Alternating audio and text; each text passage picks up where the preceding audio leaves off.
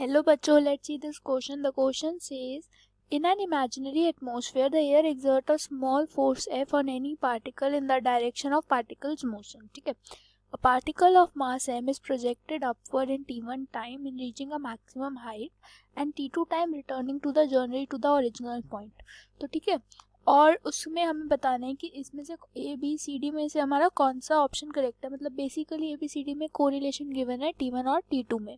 सो देखो क्या है, वो हमें क्या गिवन है कि एक जो फोर्स है, फोर्स ड्यू टू एयर, वो हर ऐसा एयर है कि वो force due to the air जो है वो उसे हमेशा सपोर्ट करेगा whether it is going in any direction. ठीक है, एनी डायरेक्शन में उसकी जो मोशन है उस पार्टिकल को सपोर्ट करेगा. ठीक है, तो एक बार हमने क्या किया, एक यहाँ से पार्टिकल इसे ऐसे अपवर्ड भेजा. ठीक है, लेट से यहाँ पर मैक्सिमम हाइट पे पहुंच गया h. ठीक है, ये उसकी मैक्सिमम हाइट होगी. फिर मैक्सिमम हाइट से ये पार्टिकल ऐसे उस सेम पोजीशन पे आ गया और उस सेम पॉइंट पे आ गया. ठीक है, तो देखो क्या है, जो ये पार्टिकल है इसको ऊपर जाने में t1 लगा और इसे वापस आने में t2 लगा. तो देखो जब अपवर्ड डायरेक्शन में जा रहा था तो क्या हो रहा था, कौन सा फोर्स एक्ट हो रहा था, अपवर्ड डायरेक्शन में जा रहा था तो सिर्फ Fa ऐड हो रहा था, है ना. और जब वो वापस आ रहा था तो कौन सा हो रहा था, अब देखो वो वापस डाउनफॉल कर रहा है तो ग्रेविटेशनल फोर्स भी लगेगा, है ना. ग्रेविटेशनल फोर्स भी लगेगा और वो क्या होगा, इसके फेवर में होगा, सपोर्ट करेगा ग्रेविटेशनल फोर्स भी उसके मोशन को. तो अगर हम ग्रेविटेशनल फोर्स की बात करें तो suppose F G gravitational force लगा हो तो इसके तो अगेंस्ट अपोजिट डायरेक्शन में हमेशा ऐसे लगता है ग्रेविटेशनल फोर्स, है ना. तो ये तो F A minus F G हो जाता, है ना, क्योंकि रेजिस्टेंस प्रोवाइड करता अपवर्ड के केस में. और डाउनवर्ड के केस में क्या होता, डाउनवर्ड के केस में क्या होता,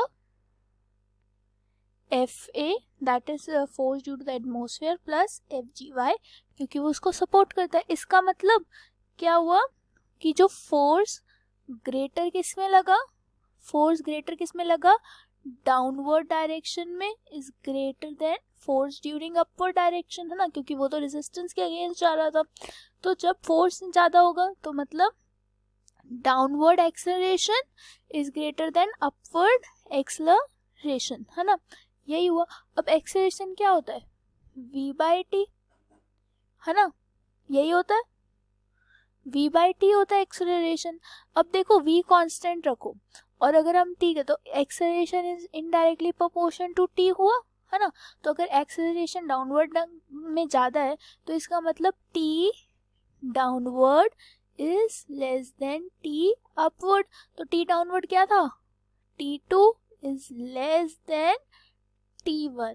सो हमारा कौन से ऑप्शन में ये गिवन है, t2 is less than t1.